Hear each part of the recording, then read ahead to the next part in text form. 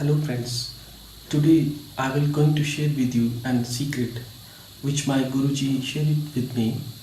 It happened when one day I was sitting besides my master in his hermit, and that was the day when Guruji look horoscopes of the public who came from different parts of the country there to show their horoscopes. And there was the door of the cottage which opens to the big hall where public was sitting and waiting for their turn. And it happened that a male in his 30s enters the room and he catches the attention of everyone in the hall. Even we couldn't resist to notice him. Uh, he didn't wish namaste or wish anyone to anyone, nor he smiles to anyone. Uh, but we have urge to notice him.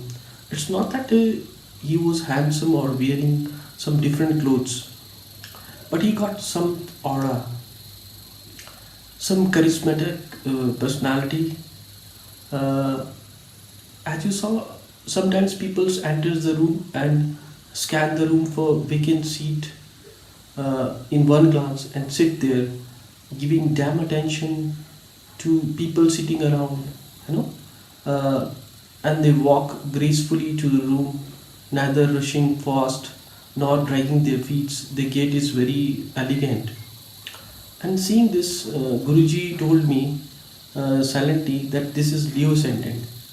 Uh, and that turns out to be true. As his turn came out, and when he showed his horoscope to the Guruji, and later when he left the room after showing his horoscope, Guruji kept silent for a few seconds, and then he told me that today I will going to share you a secret about the Leo ascendant, which will be help you in giving accurate predictions. For that, you don't need to go for the planets sitting in the chart, but simply by seeing the ascendant, you can give the snapshot predictions.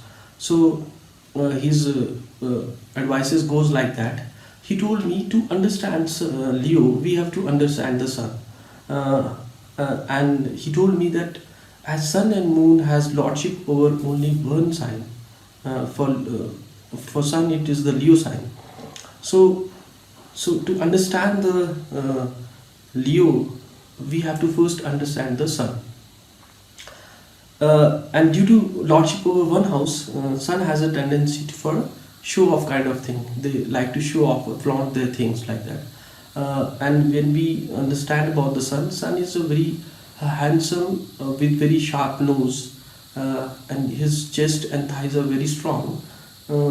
And his cheeks and foreheads are not sunken. I mean, they're not sunken, but they are prominent. As sunken as in the case with the Saturn people, but for the sun, it's they are not sunken. And the sun, they live like a king, huh? And the gait is very dignified. They walk with the confidence. They're never in a hurry. Uh, and their physical aura and selection of clothes, cast spell of attraction on the people, right? And for them, they never show off their weaknesses or sign of wounds or pain, as is the case with the lion in the jungle. He never show his weaknesses because that puts them in a very negative light.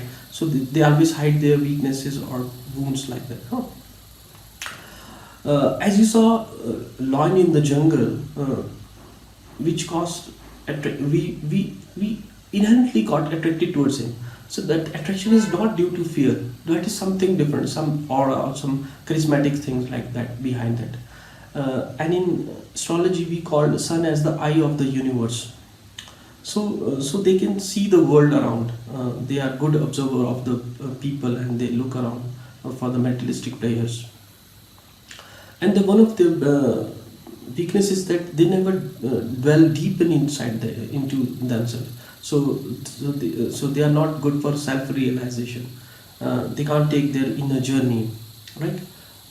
They love to wander in the world, loitering from here and there, and The thing is, sun is related to Atma, or we call the soul. And this soul keep which this soul is the thing which keeps us alive. So Leo has a materialistic power, and they run for materialistic pleasures and show off to gain attention of the people. And sometimes, most of the times, they made friends very easily. But at the same time, when they get angry or something went against their wishes, they are the first one to break the relationships, right?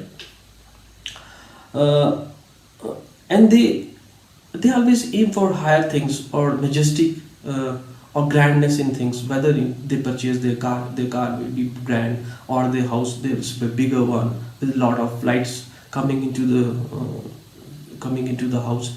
And even if they celebrate any occasions, they try to ensure that the occasion is very grand. I mean, people came there and are from higher elite class people, and they talk about him that he is a very good, he's a good person. So they'll love to hear these kind of stuff from the people.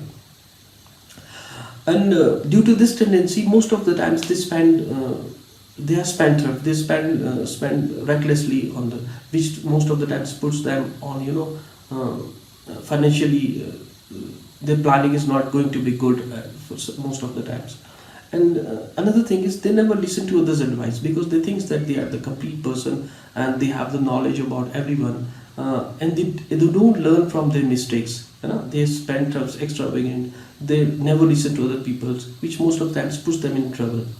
They do not learn from their mistakes, and they get angry even on smaller issues. At the drop of the hat, they just go to for a quarrel like that. Uh, they easily fall for the flattery. But the one thing is that they got this leadership qualities, and people come around them to listen to their advices. And one of the law of the power is, if you have a power, if your boss is Leo ascendant, then you must always try to, praise him or flatter him. So that's where you can save him from the wrath of your boss. So these are the things. Now I will share you the placement of Sun in the ascendant of the first house. Sun in the first house, it makes a person self-confident, because he got the power of the Sun. Or he's a strong willpower person. He completes his works, the task which is taken. He's very handsome person. Due to Sun, he will be daring, and finishes off his works in time, right? And one more thing is, when the Sun is in the first house, its seventh aspects fall on the seventh house, which is his enemy's Saturn's sign, Aquarius. So due to that, it will cause trouble or pain to spouses, and there are troubles in businesses, or in partnership issues. So when you saw Sun in the first, in the ascendant in the Leo chart, so you simply say that don't go for any partnership, or you will have a problem for your spouses also, right? They have a lesser progeny. They have a progeny issues when Sun is there in the first house, right? He loves to work independently. People loves to work independently because they have the ego power. They don't work under any person, or if they are working in some concern or government job, they are at the top of the hierarchy. They are the elite kind of stuff. And they have their friend circle which is very light. They have a charismatic aura, as I've told you earlier. They loves to wander, go for adventure. When Sun is in the first house, they go for adventure, for bungee diving, which is due to the power of the Sun, which cause anxiety inside them to search for the outer world or mystery world. So this is the reason. And one more thing is, Sun give its effect at the age of 22 to 23, right? So if there's any planet in the seventh house, so it is advised to get married before 24, so that you don't have losses in the businesses or in the partnership. Because once you got married, your seventh house got activated, so the negative effect due to the seventh aspect of Sun will be diminished.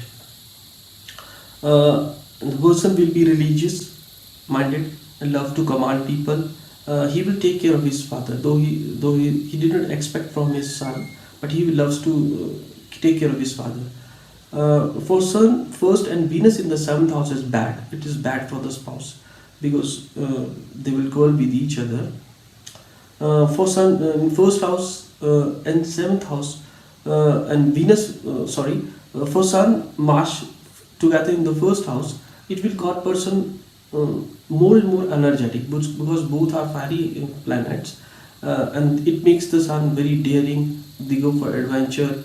Uh, I mean, military, army, these kind of peoples, they have this kind of Sun and Mars. But one thing is that they are at the top of the hierarchy. Colonel, generals, they have this kind of stuff is there in them. Sun and Mercury together in the first house, it's good for education, and most of the people who do astrology, they have Sun and Mercury in the first house. I mean, it's a good combination for the astrology.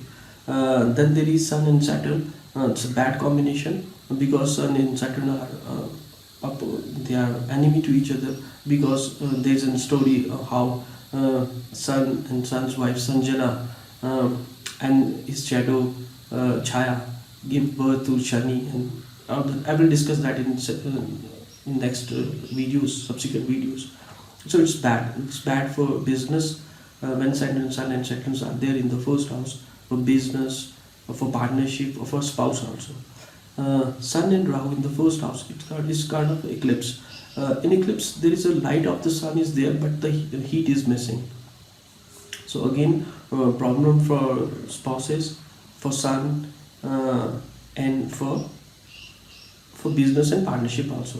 Sun and Ketu in the first house, it's bad for the Sun because Ketu is the karaka of the Sun.